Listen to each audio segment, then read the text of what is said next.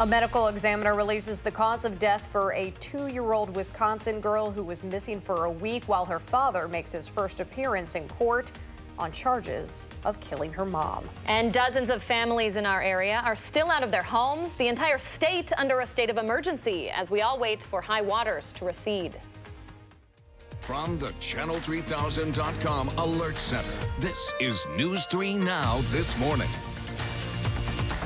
Good morning and welcome to News 3 Now This Morning on this Monday, March 18th. And Hattie has good news for anybody dealing with flooding, anybody who just needs a little bit of sun on this Monday.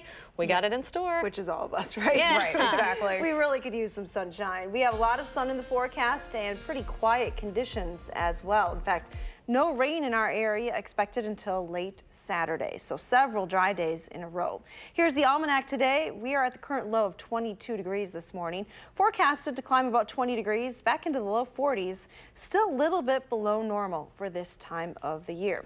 Remember back in 2012, we had about 10-day stretch with temperatures in the upper 70s and low 80s at the end of March. Quite a warm stretch. Nothing like that in the forecast, but we will see a warming trend this week. We're at 26 now here in Madison, so up a few degrees from the last hour. 28 in Janesville, 27 in the Dells, 30s to the west with a bit more cloud cover. Our temperatures over the next 12 hours will climb into the low 40s this afternoon, topping right around 42 degrees. Partly sunny skies expected today. Your first alert traffic maps this morning. We still have a lot of road closures in the area due to flooding, so be aware of that. Not as many, though, as we did on Friday. Here in and around the Madison area, nothing happening that will slow you down too much, but you might want to plan a few extra minutes to scrape the windshield. I noticed that the news cars have quite a bit of frost on them this morning. We can't win all of it, can we? Baby steps. I know, exactly. Hopefully you still have that scraper. Keep it handy, even though we are calling You're jinxing it if you put it away. If you took that scraper out of your car already, that was a bad move. Yeah, definitely. Thanks, Hattie. You're welcome. So families across Wisconsin are looking forward to that slow warm-up this week as they continue to deal with flooding concerns. Over in western Wisconsin, more homes have been evacuated due to last week's rains and snowmelt. The State of Emergency Operations Center says about a dozen homes were evacuated in the town of Dodge up in Trempealeau County on Saturday when an ice jam caused flooding on the river there. Farmers up in Trempealeau are struggling to keep their cows out of high waters, along with their corn and grain fields. This all comes after the governor declared a state of emergency for all of Wisconsin. Columbia County is one of the worst hit in the state, with more than 100 areas under extreme flooding. People are still out of their homes in Columbus this morning, and that is where we find Josh Sprider. He's live along the Crawfish River, still very high there this morning with the latest. Good morning, Josh. Good morning, guys. Yeah, that's still very high this morning. You can still see the bridge across Highway 60 is closed off, and this is why. Check out how high that water is up against the bridge. You can hear it trickling under the bridge. It's touching the bridge yet this morning, and because of that, one apartment complex remains evacuated this morning, affecting around 15 to 20 residents. But some good news, the city says power has been restored to most of those who were without it over the weekend. More positive news, those water levels are slowly receding this morning. The National Weather Service says with cooler temperatures, the snow melt will slow, which will allow the water to disperse a bit easier over the coming days. And with no major rain or snow in the forecast, that's also some really good news.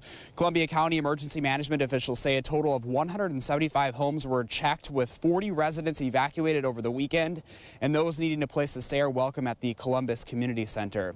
Again, many roads across the area are closed, including the bridge here at Highway 60 and also River Road. You can see how high the water levels are up against the road. I just spoke to an area resident, and he said that was obviously a lot higher over the weekend. And he said that the city told him yesterday, he lives right around the block, that it might be a week before this bridge actually opens up again, because once the water does go down, those inspectors have to go up underneath to make sure that it's safe. So we are still days away from seeing any more of a positive impact in here. But of course, with those warmer temperatures and no rain in that forecast, some good news for here for the Columbus ladies. We'll send it back to you. Lots of folks want to hear that. All right, Josh Sprider reporting live for us. Thank you, Josh. So we aren't the only part of the country that's had to deal with flooding during this spring thaw. At least 2 deaths have been attributed to flooding across the Midwest.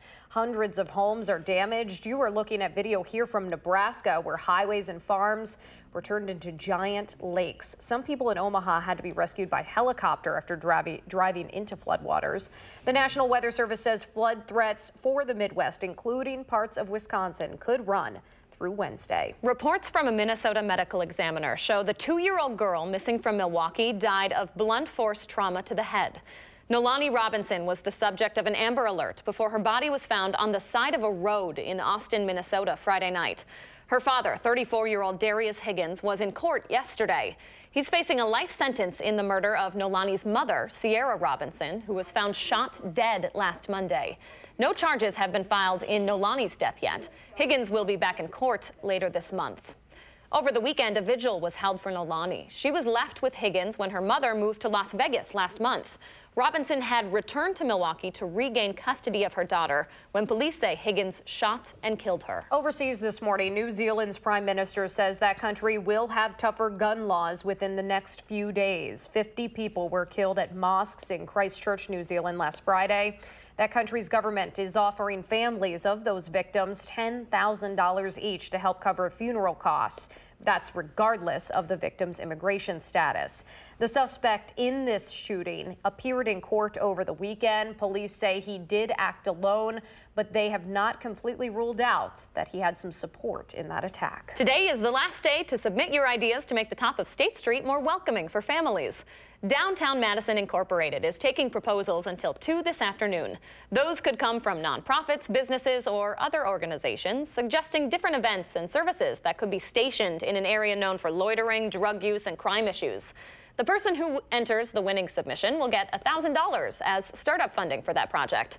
Check out downtownmadison.org/innovate for the details. Again, those proposals are due by 2 this afternoon. In politics this morning, after Hillary Clinton was criticized for not visiting Wisconsin during her presidential campaign, experts say the Badger State will be a regular stomping ground for Democrats ahead of the 2020 election. That seems to be starting already as Beto O'Rourke made stops in Madison and Milwaukee over the weekend. It's the former Texas congressman's second visit here this year, a week after the Democratic National Convention announced it would be held in Milwaukee this summer. O'Rourke emphasized that Wisconsin is, quote, very, very important to him. Marquette Law School poll director Charles Franklin says we can expect to see a large number of Democratic and Republican presidential candidates stump in Wisconsin. This state is fundamental to any prospect we have of electing a Democrat to the presidency in 2020 and being ready to start on day one in 2021. The fact that Hillary Clinton didn't campaign in the state gives every Democrat a reason to make sure that they're coming here and paying attention. Franklin says Wisconsin, Michigan, and Pennsylvania will all be states to watch in 2020. President Trump won all 3 of those states in 2016, but former President Obama had won them all twice before. If you want to learn more about your next mayor here in Madison, there's a chance to hear from the candidates tonight. Incumbent Paul Soglin and challenger Satya Rhodes Conway will be at Central Library for a debate running from 7 until 8:30 this evening. It's free and open to the public, but seats are expected to fill up fast. You can catch their conversation streaming live on the Isthmus Facebook page and over on isthmus.com. The spring election, by the way, is Tuesday, April 2nd. You can cast your ballot as early as today, though. Now through Saturday, March 30th, you can vote in person absentee at the city clerk's office from 8 a.m. to 4:30 p.m. You will need an ID and proof of residence, like a bill or a piece of mail, if you're not registered to vote at your current address, but you can register to vote as you vote. That is important to know. Some library branches and the UW campus are also open for early voting starting today. You can find the details on the City of Madison's website. All right, just into the Channel 3000 Alert Center, Dutch police say several people have been injured in a shooting in the town of Utrecht. This is about a 45-minute drive south of Amsterdam in the Netherlands. This happened at 10:45 local time. Police are investigating this shooting right now as a possible terror attack. We will continue to keep an eye on updates in this situation, and we'll get you more information throughout the morning. All right, 6:09 your time now. The Wisconsin Badgers are ready to go dancing. They're back in the NCAA tournament this year after missing out on March Madness last season. Jim Rutledge from ESPN Madison is going to join us next to tell us just how far they might be able to go. All right, Hattie says she will be getting some spring cleaning done in the weather office. She's calling for a week of quiet, calm, even sunny weather coming our way. That first alert forecast is coming up next on News 3 Now this morning. Stay with us.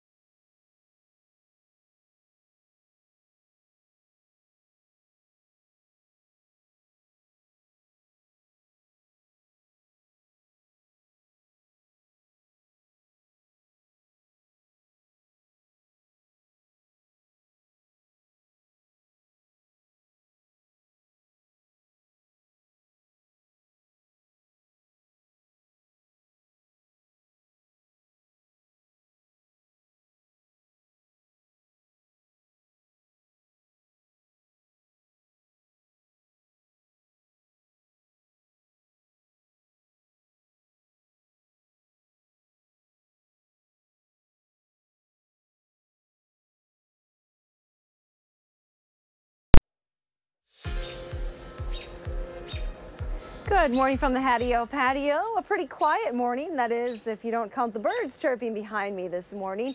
We have a pretty quiet forecast coming up as well. Take a look at high temperatures yesterday. We managed to climb into the low 40s here in southern Wisconsin, noticeably cooler to the north, and that is a direct fact directly due to the snowpack that is still in the area. Take a look at the snow depth in northern Wisconsin. Still quite a bit of snow through the Eau Claire area and into north central Wisconsin this hour, but the snow is pretty much gone here in southern Wisconsin, in open spots that is. There are still a lot of dirty snowbanks left, especially in shaded areas this morning.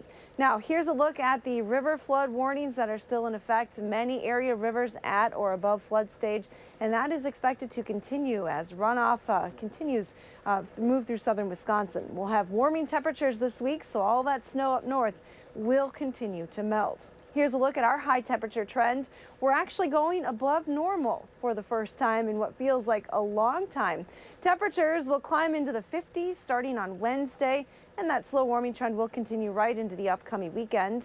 We're generally expected to stay in the 50s right into the first part of next week. Now, here's a look at Doppler track this morning. I have seen a few flurries flying here in the backyard weather patio. Nothing that's even amounting to anything on the ground, though. Those flurries will continue to diminish. A live look from the Edgewater Skycam downtown Madison. Fog is not an issue this morning, but things are a little frosty. Temperatures dropped into the 20s here in Madison, 27 in the Dells, 30s though to the west, where there has been a little bit more cloud cover overnight. Not much of a wind to factor in this morning, and winds are expected to stay light from the northwest today, so that is good news. No wind chill. Our future track forecast model shows you partly cloudy skies through the day. So we will have some sunshine, but also some passing clouds. Highs will climb into the low 40s this afternoon. Now our forecast stays pretty quiet into tonight, but we will drop back into the 20s tomorrow morning. That warming trend, though, continuing right through the week. The first day of spring officially on Wednesday will top at 50 degrees. But take a look at that stretch of dry weather. Today through Saturday, the forecast is dry. Now let's get a look at your First Alert traffic maps this morning with Josh Tim. Good morning, Josh.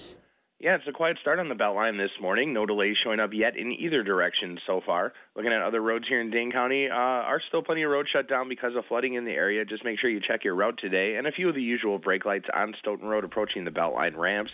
No delays downtown on campus. Volume shouldn't be an issue for another hour or so. And other routes heading into Madison, they're moving along at the posted speeds with no crashes or delays. Your First Alert traffic, I'm Josh Tim. All right, thank you so much, Josh. Thank you, Hattie. So after 1 year away, the Wisconsin Badgers are back in the NCAA tournament. They will be a 5th seed, and they will play Oregon on Friday afternoon. Here to break down the bracket and the Badgers' chances at a deep tournament run is Jim Rutledge from ESPN Madison. Jim, good morning. Good morning. It's been a while. It's good to see you. Yeah. Want to start here with Oregon and then maybe shift our focus to Wisconsin, because a lot of people probably haven't heard much about this team, but they are on quite the hot streak. I mean, I heard some commentators call them the hottest team in college ball right now. They won 8 in a row. Yeah, I mean, they had to win basically all 8 of those probably to make the NCAA tournament. Pac-12 is not a great conference, but they did end up with 3 teams with Oregon making it. They play really good defense. Obviously, their coach, Dana Altman, has been there a few times. They're an experienced team overall as far as getting to the tournament. So it's going to be a tough battle for the Badgers. They play like Wisconsin. They play really good defense. They're going to play tight games. And anytime you have a matchup, especially in a one-and-done situation where you're going to be playing tight games, well, then you're going to be suspect to lose. Especially if somebody's riding the energy, too, into the tournament. Wisconsin's coming off this loss to Michigan State. What do we need to do to make sure we're ready for Friday? It sounds really simple. They just have to play their best basketball. Kobe King has to be aggressive. Brevin Pritzel has to be aggressive. Ethan Happ has to figure out his shot a little bit as well as far as putting the ball in the basket. Reaver's missing all of those shots against Michigan State. It's not going to happen again. Trice has to start knocking down the shots. When the Badgers play at their absolute best, they can be a Sweet 16 or Elite 8 team. Maybe they could beat a Virginia. I mean, that's the positive side of it. Oregon, Kansas State, and Virginia all play styles that if the Badgers had to play them, they could make a run and beat all those teams. Sure. But they're also really good teams, and these are all going to be close games, so I think they're going to be a bunch of 50-50 games for the Badgers. I mean, what needs to happen in the next few days mentally for this?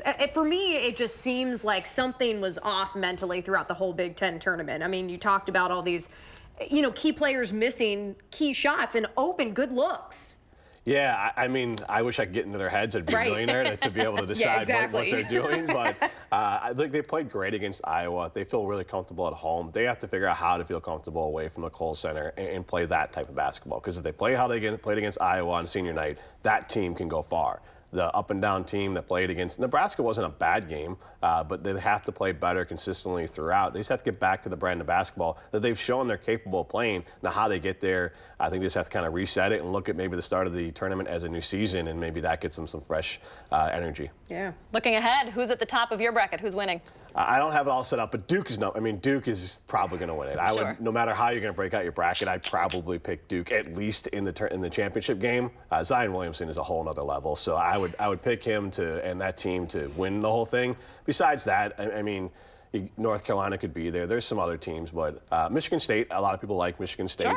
And maybe this is the year Gonzaga does it, but I haven't really gone through my bracket completely, except I do know that Duke will be in the championship game. Zion Williamson is unbelievable. Yes. That kid is crazy. And again, this South bracket just has a ton of competition for Wisconsin, even if they make it past today. So we'll be rooting for him, right? Yeah, definitely. Crossing fingers. Thank you, Jim. It's always good to see you. We'll see you again soon, I'm sure. All right, 6:19, almost your time now. If you've noticed more robocalls coming into your cell phone lately, well, you're not alone. We have a call for action report coming up to tell you how you can avoid falling for those scams. That's ahead. And coming up as well, there are some highways still closed due to flooding this morning, but much better than the 30 or so closures we had Friday. Even better than that, we are looking dry for the rest of the week. Addie's in next with another check of the forecast when we come back.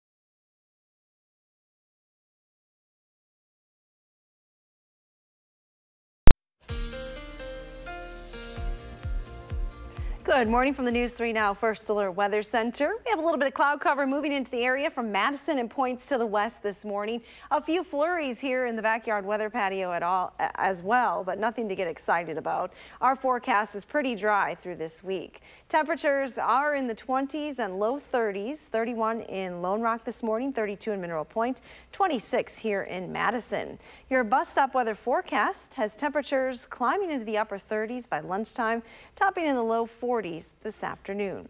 Have a wonderful day. Thank you so much, Hattie. The state's leading consumer protection group is warning about an uptick in fake phone scams related to Social Security and your utility company as well. Department of Consumer Protection folks say those imposter calls are threatening to turn off your power if you don't pay up, or that you'll lose Social Security benefits unless you turn over money or personal information. While we are seeing an uptick right now, this was a trend all last year. DACAP reported a 17% increase in robocalls in 2018 compared to 2017. The best advice? Just hang up the phone. It's scams like those that have one woman here in Madison calling for action. When she's not serenading her neighbors with a tune on the trombone, Linda Tate is warning us all about robocalls.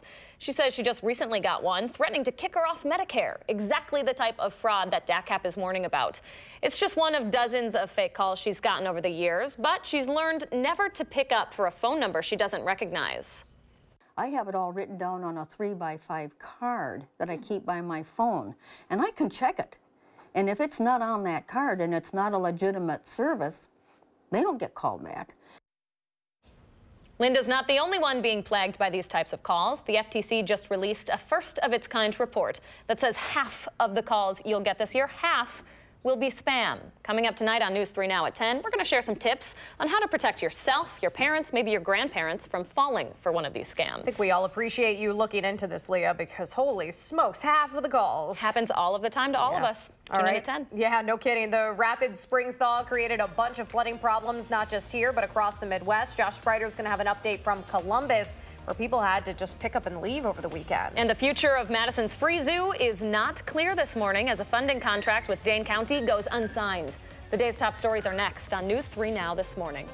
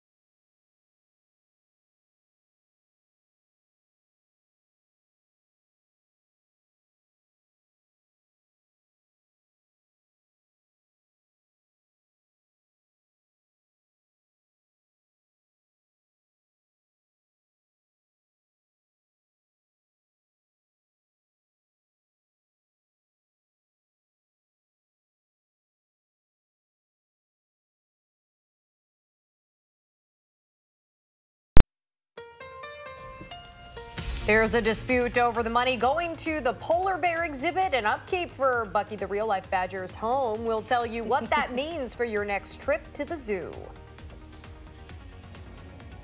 Evacuations are still underway in many communities dealing with flooding across southern Wisconsin. I'm Josh Bruder live from Columbus with some good news from officials here.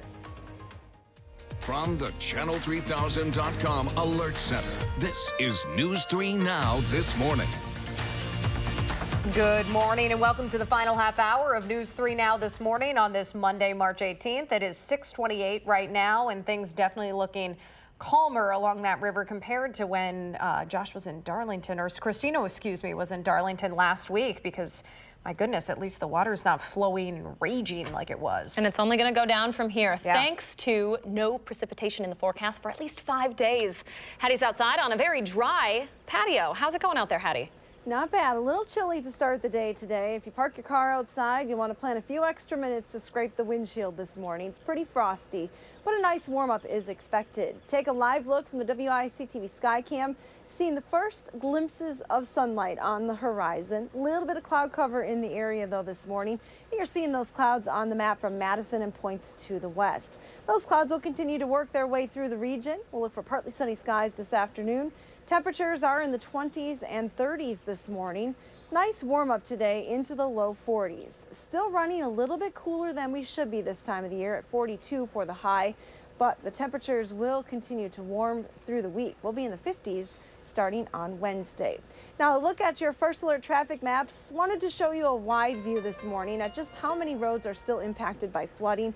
Numerous roads in our area, so keep that in mind as you head to work this morning.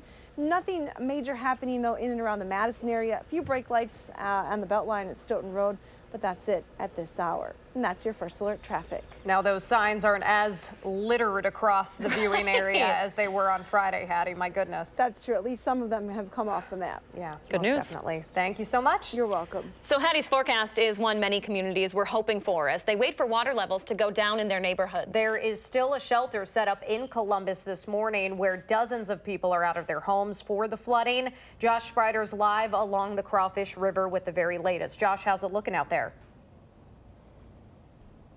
Good morning. So the bridge across the Crawfish River here on Highway 60 does remain closed off this morning, and this is why. Check out the water level right now on the Crawfish River. It is still touching the bridge this morning. You can actually hear it trickling underneath. And for that reason, one apartment complex remains evacuated this morning, affecting around 15 to 20 residents. Columbia County emergency management officials say a total of 175 homes were checked, with 40 residents evacuated over the weekend. But some good news, those water levels are receding slowly this morning. Luckily, communities like this one will be catching a break this week.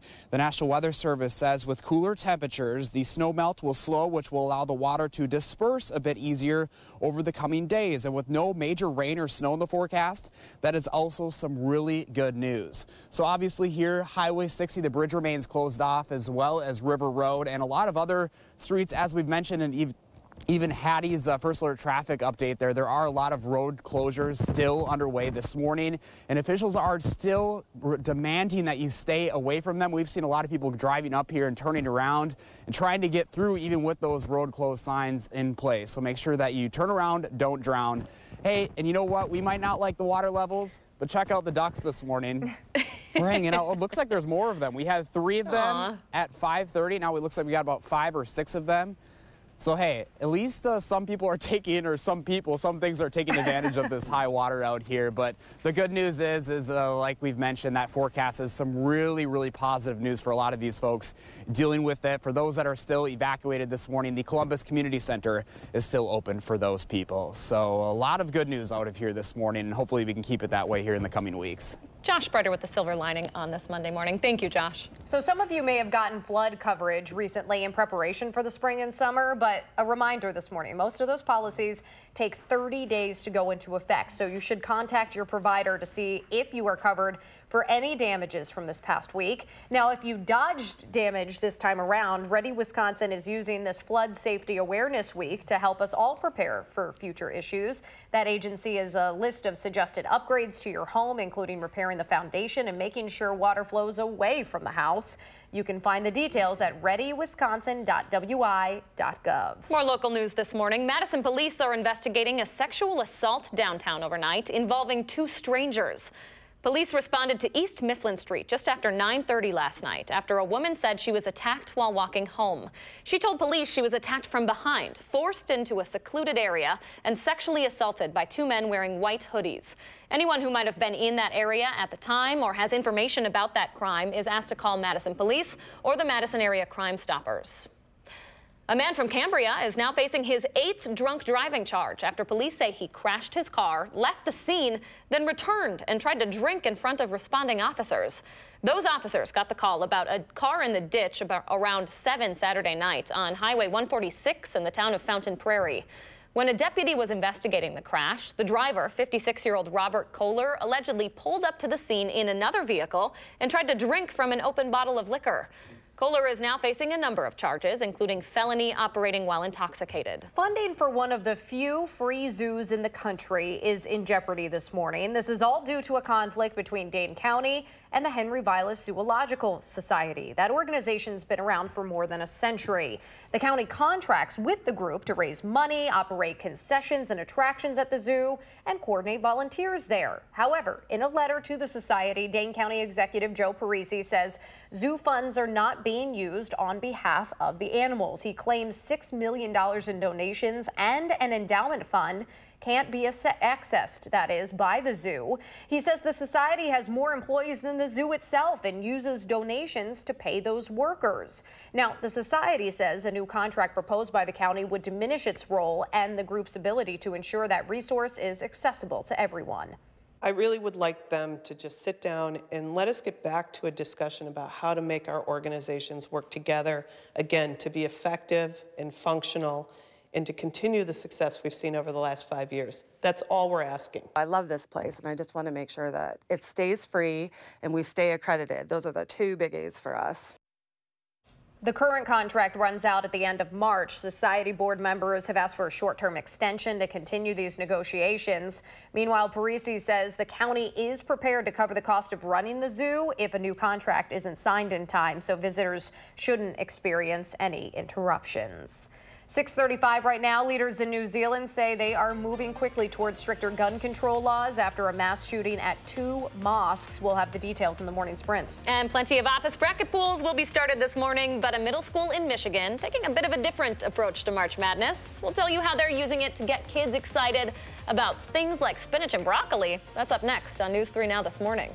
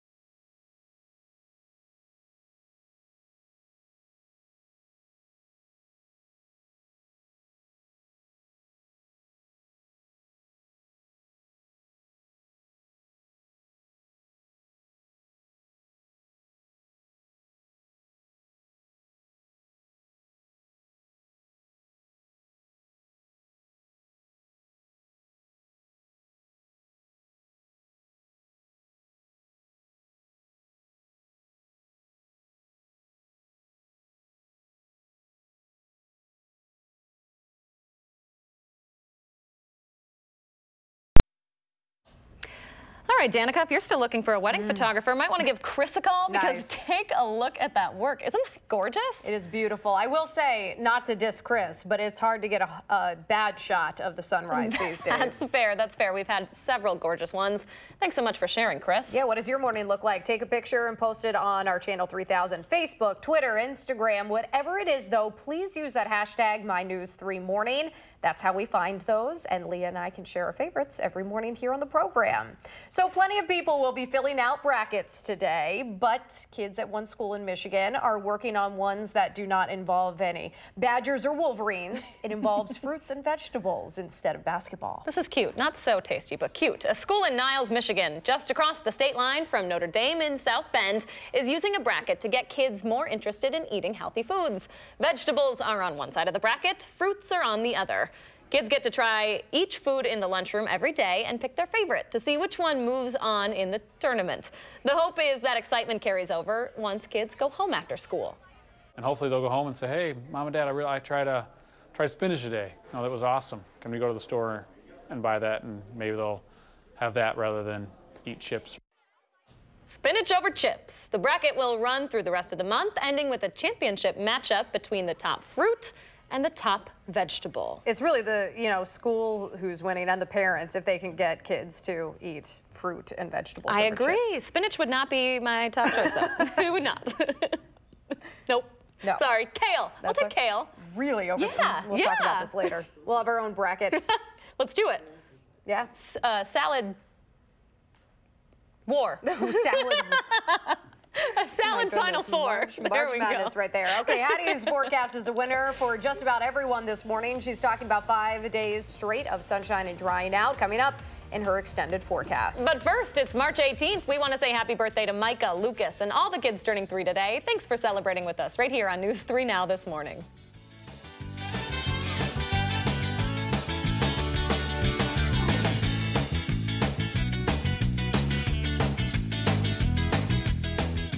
Look who's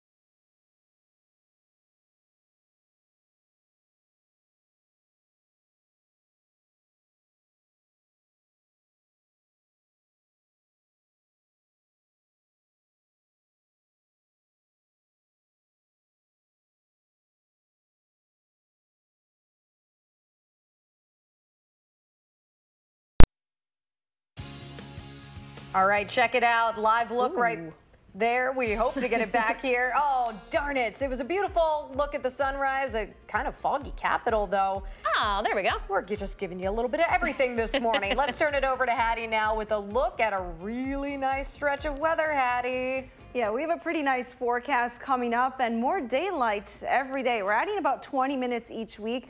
This week, the sunrise just a little bit before 7 o'clock. But as we go through to a month, we're seeing that sunrise closer to 6 o'clock. So that is good news, adding about an hour and a half of daylight over the next month. Here's a look at the upper air weather pattern. We'll show you what's happening. The cold air that we've been under is finally going to move off to the east. Take a look. The strongest jet stream is to our south, so that will be where the storm track resides over the next couple of days. Things look pretty quiet here across southern Wisconsin. What you'll notice on this map is a gradual warming trend, starting to see more green colors on the western part of the United States. Those milder temperatures are going to work their way into southern Wisconsin, and that cold polar air moves off to the east. So good news for our forecast. Our temperature trend is upward through the week. Normal highs right here, this line, 44 at the beginning of the 10-day stretch, 48 by 10 days from now. We'll be just a little bit above that with many days topping in the 50s. Now here's a look at Doppler track this morning. Things are pretty quiet around here and across most of the United States. Not a lot of precipitation to talk about this morning. A few scattered light snow showers in the northeast, otherwise a little bit of rain for southern Texas, but otherwise pretty quiet conditions. Weather track showing you a bit of cloud cover through the midsection of the country. We'll definitely see some of those clouds through the day today, but if you are traveling, here's a look at that forecast for the United States. Temperatures in the 80s in Phoenix, 84 degrees, 70 in Dallas today, 60 in Atlanta. As you look at the map, not a lot of precipitation, so a pretty nice quiet weather day for the entire lower 48. Here's a look at a closer view in our area. Temperatures will top in the 40s here in Madison, 42 for our high. We're about 20 degrees cooler than that right now, 26 here in Madison. Temperatures across southern Wisconsin range from the low 30s into the 20s this morning. A bit of cloud cover to the west has kept temperatures right around the freezing point in Mineral Point, 31 this morning in Lone Rock. Elsewhere, though, temperatures are starting in the 20s. No real wind chill to factor in this morning with winds very light. A light northwesterly wind is expected through the day today. We're looking at partly sunny skies. Temperatures climbing into the low 40s, as I mentioned this afternoon, 42 in Boscobel, 41 in Monroe. Janesville tops at 43 degrees. The quiet weather pattern then continues into tonight. We're looking at just partly cloudy skies. Overnight lows, though, dipping back into the 20s. Take a look at this extended forecast. I can't remember the last time we've had 6 dry days in a row. Woohoo! It will be almost 6, I should say. We do have a chance for some rain coming late on Saturday, but a very quiet week weather-wise. Take a look at our pet line picture. Canoe in Madison. This pup was made for snow. Right. So Yes. sorry that we don't have a lot left, but what a cool picture. He had plenty of it. The silver lining, his parents will be able to see him now once it turns green. That's true. All right, thanks, Hattie. You're welcome. Morning Sprint's coming up next right here on News 3 Now this morning.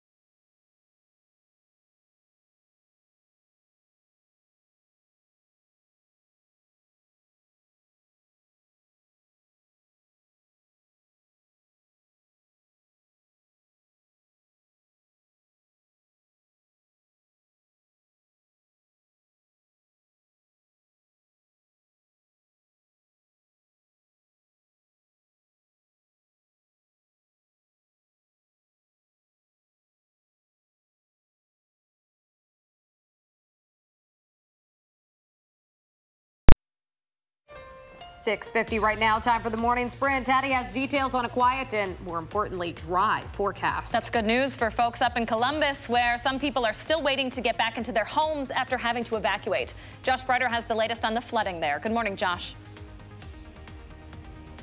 Good morning. Around 20 people are still evacuated this morning due to high water under the Crawfish River Bridge. This is across Highway 60, which remains closed this morning. As that water is still touching it, I'm told it could be a week before the stretch reopens after inspection.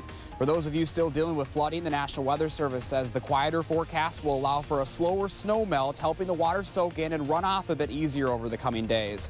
Columbia County emergency management officials say a total of 175 homes were checked, with 40 residents evacuated over the weekend. Power has since been restored to most residents who were without it. Thank you, Josh. At least 2 deaths are being blamed on flooding throughout the Midwest. Hundreds of homes are damaged across the region, and the water is particularly high in Nebraska. That's where you're seeing here. Some people in Omaha had to be rescued by helicopter after driving into floodwaters. The National Weather Service says flooding threats for the Midwest, including parts of Wisconsin, could run through Wednesday. Yeah, not sure how the polar bears at the Henry Vila Zoo feel about the forecast this week. We have a warming trend. Doesn't look very polar in their habitat right now. Temperatures are starting in the 20s and 30s across southern Wisconsin. We're at 26 right now here in Madison. Temperatures will climb through the 30s into the low 40s with a light wind through the day. Thank you so much, Hattie. Authorities in the Netherlands are operating at the maximum terror threat level this morning as they continue to search for a gunman this morning. This is a story we're following out of the Channel 3000 Alert Center. That suspect opened fire on a tram in Utrecht. That's about 45 minutes south of Amsterdam. Police are treating this as a possible terror attack and have airports and other buildings on extra alert right now. There are multiple injury reports, but no deaths at this point. CBS This Morning will have the latest from Dutch officials coming up after 7. I think what the public rightly are asking right now is why is it and how is it that you should and are currently able to buy military-style semi-automatic weapons in New Zealand. That is New Zealand's Prime Minister, who says that country will have new, tougher gun laws within days. It comes after a terror attack there killed 50 people inside 2 mosques in Christchurch, New Zealand last Friday. That country's government is now offering $10,000 to each family of victims of that shooting to help cover funeral costs. The suspect appeared in court over the weekend. Officials with Ethiopian Airlines say there are striking similarities between the crash that happened just over a week ago and the one involving Lion Air last October. Both flights were on Boeing 737 MAX 8 models, which have since been pulled from the skies in dozens of countries, including here in the U.S. Data from the flight recorders on the latest flight have been downloaded as investigators try to figure out what caused that deadly crash. Both this latest jet and the one that went down in the Java Sea in Indonesia last fall crashed within 15 minutes of takeoff. Madison police are investigating a sexual assault downtown overnight involving 2 strangers. Police responded to East Mifflin Street just after 9:30 last night. A woman says she was walking home there when she was attacked from behind, forced into a secluded area, and sexually assaulted by 2 men wearing hooded sweatshirts.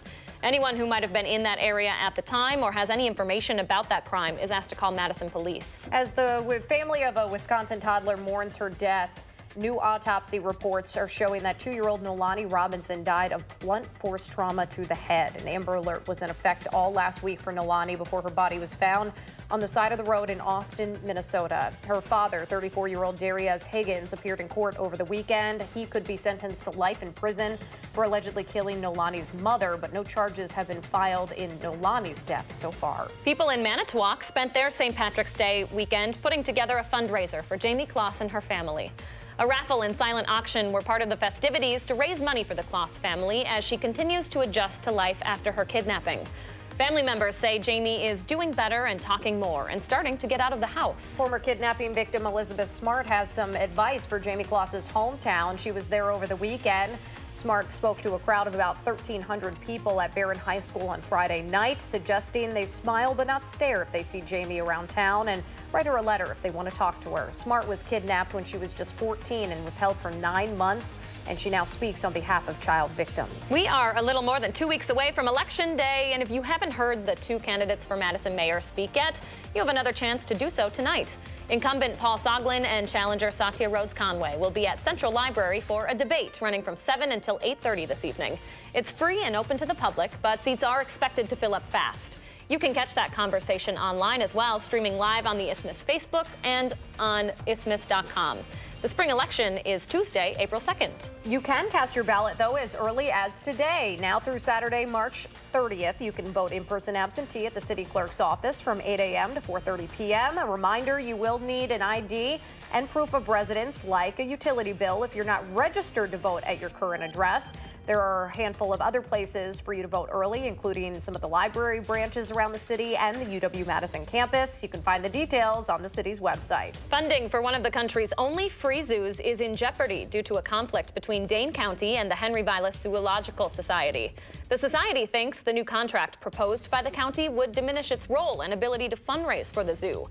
In a letter to the society, Dane County Executive Joe Parisi said he believes zoo funds aren't being used on behalf of the animals, noting the society has more employees than the zoo itself and is using its contributions to pay those employees. 6:56 right now. Let's get one more check on traffic with Josh Tim this morning. Hi, Josh. Yeah, good morning. Still no delays on the Beltline, although that westbound side is definitely picking up between Stoughton Road and West Broadway. Inbound John Nolan starting to tap the brakes at Rimrock and Olin Avenue moving into downtown. There are still roads shut down in the area because of flooding. Make sure you check your route before you head out today, but other main highways heading into Madison, they're moving at the posted speeds.